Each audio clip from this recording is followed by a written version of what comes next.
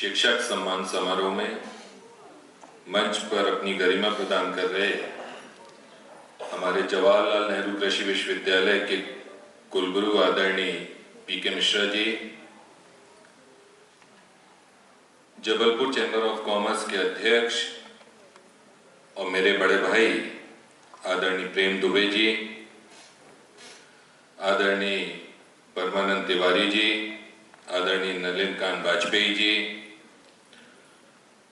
आदरणीय बहन ज्योति जी, मनीष मिश्रा जी, वीरेन जी और पराग जी का नाम मैं जानबूझ के आखिरी में ले रहा हूं कि जबलपुर में अगर किसी ने शिक्षा के क्षेत्र में कोई नए आयाम स्थापित किए और या फिर आजकल लोगों ने एजुकेशन को, हेल्थ को प्रोफेशन बना रखा है, लेकिन अगर कोई मिशन के रूप में एजुकेशन के लिए धरातल पर और वास्तविकता के साथ अगर कोई काम कर रहा है तो वो हमारे पराग जी कर रहे हैं। एक बार जोरदार ताली बजाकर हम पराग जी का स्वागत करें मंच पर। वो मंच को अपनी गरिमा प्रदान कर रहे हैं। हमारे प्रमोद जी और हमारी संचालक बहन, चौकसे बहन और यहाँ पर इस सभागार में उपस्थित सभी सम्मानित जन, देवियों और सज्जनों, मुझे लगता है कि आज जब हम शिक्षा की बात कर रहे हैं, शिक्षकों के सम्मान की बात कर रहे हैं, तो ये बात सही है कि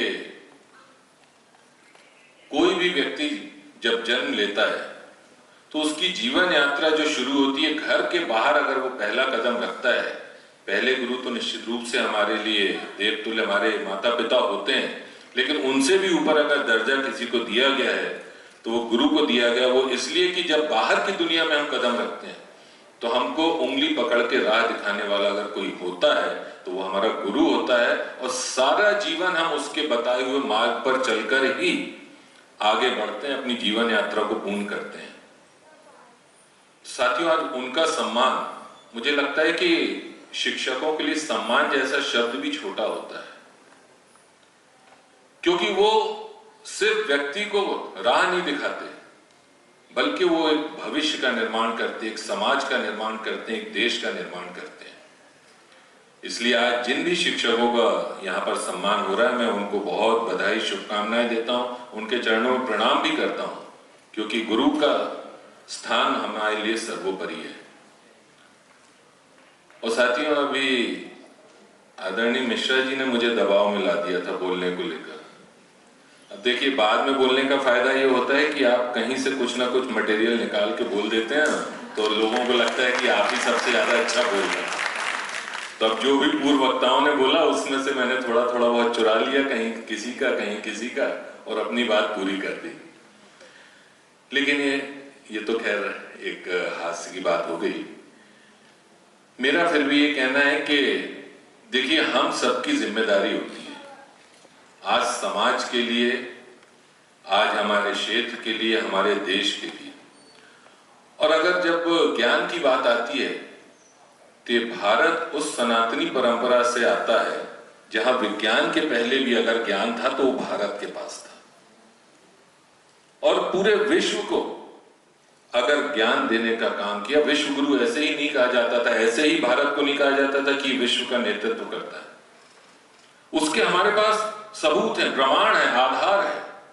ये बात अलग है कि कालांतर में ये बात भी सही है कि जहां पर कुछ होता है वहीं पर चोरी डकैती होती है। हमारे पास एक समृद्ध संस्कृति थी, समृद्ध अर्थव्यवस्था थी, हमारे पास ज्ञान परंपरा थी भारत के पास।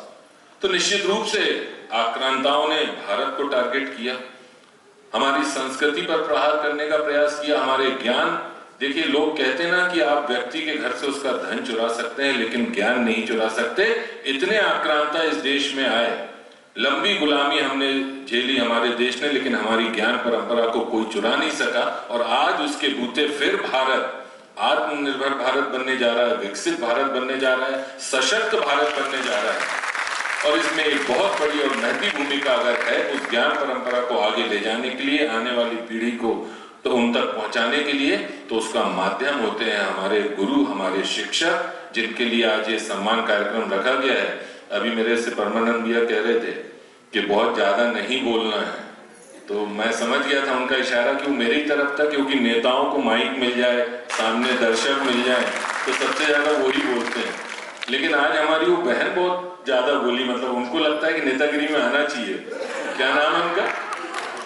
हाँ, तो उनको बताइएगा कि हम लोग जैसे वो पकड़ रहे हैं लोगों को अपनी नाट्य मंडली के लिए, तो हम लोग भी उनको पकड़ेंगे अपने पार्टी में लाने के लिए। अच्छी वक्ता थी वो।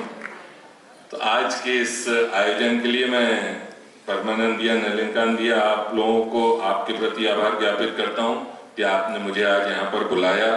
आप सबके बीच आप सबसे मिलने का सौभाग्य प्राप्त हुआ, और इसके साथ ही रेलवे की उस जो अभी नाट्य हमने यहाँ पर देखा, हालांकि मैं तो बहुत आखिरी में पहुंचा था, लेकिन कितना जीवंत उन्होंने आज यहाँ पर प्रस्तुतिकरण किए। इसके लिए रेलवे की उस पूरे अधिकारी, कर्मचारी और नाटिका की जो टीम है, उनको बहुत बधाई, शुभकामनाएं देता हूँ। और इस आयोजन समिति को भी बहुत बधाई, शुभकामनाएं देते हुए अपनी वाणी को यहीं विराम देता हूँ। जय हिंद, जय भारत।